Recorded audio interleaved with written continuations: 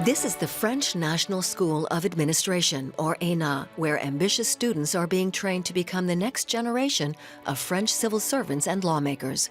Suzanne is one of the chosen few.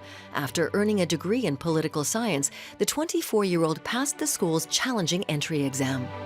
When I was younger, I saw what impact political decisions have in Département Lyon, especially when it comes to education and social affairs. I saw things that could be improved, which got me interested in starting a career as a civil servant. Most ENA applicants aspire to make France a little better. Suzanne hopes attending the elite school will help her land a top job as a French civil servant, which isn't unlikely. ENA has produced some of France's most prominent politicians and heads of state. Among them, President Emmanuel Macron and his predecessors François Hollande and Jacques Chirac. But ENA has always had a reputation for cultivating a cloistered French elite. Only children from well-to-do Parisian families, it's been said, stand a chance of being admitted. Though lately, efforts were made to make the school more inclusive. ENA's headquarters were relocated from Paris to Strasbourg to draw in less privileged applicants. ENA director Patrick Gérard maintains his school is open to everyone.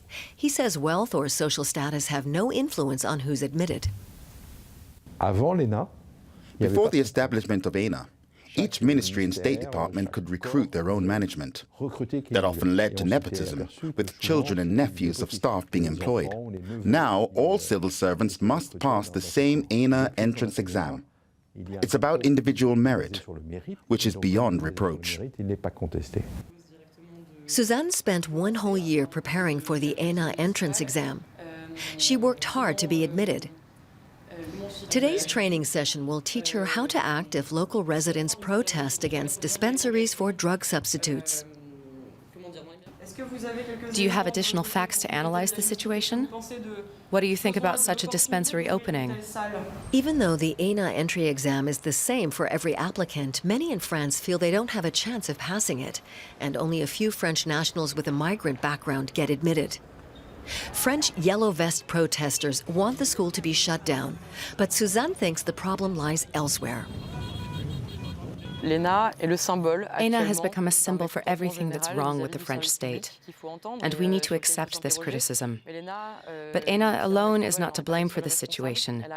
You can only enroll when you have gone through the French school system. And we need to ask ourselves, how can we improve French schools?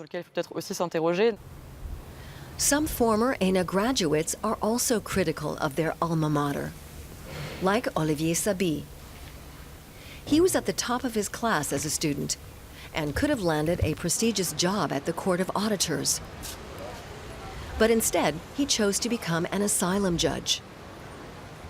I was disappointed by ENA. When I enrolled, I was full of energy and eager to improve the French state. But the school is like a bubble. Just one example. I had expected to be taught by economists with different perspectives in order to be able to come up with fresh, new ideas. But instead, we were only instructed by ENA graduates who work for the finance ministry.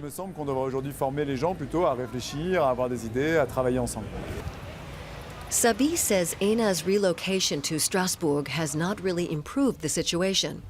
And the school still maintains a small Parisian campus, a stone's throw from the Senate. Suzanne meets ENA graduates in the French capital to get valuable career advice, though she's adamant this is not about building networks to land top jobs in politics. In France, the state plays a bigger role than in other countries. That's why we are very selective about who will later play a role in managing it. President Macron is assessing whether the school should be shut down, but Suzanne disagrees. She's convinced that ENA should continue training coming generations of elite French decision-makers.